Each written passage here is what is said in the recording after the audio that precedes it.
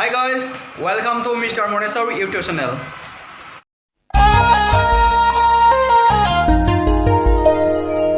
So आङो video नागारनाया गोबां दिन जाबायमोन तारमाने आङो टाइम मोनाखै ओंखायनो तारमाने दान मोनथाम मोनब्रै आङो तारमाने एकदमबारे एसे बिजियाव दंथ'यो ओमफ्राय दिनै एसे टाइम मोनबाय ओंखायनो तारमाने दिनै आङो भिडिअ बानायफिनबाय आरो स' नोंथांमोना एसे नायदो दिनै तारमाने टाइम मोनबाय नालाय नोंथांमोना एसे इन्जय लादो जोंनि तारमाने बारा इदि गोलाव नङा जास्ट सर्ट गुसुं टाइपनि आरो स' नोंथांमोना इन्जय लादो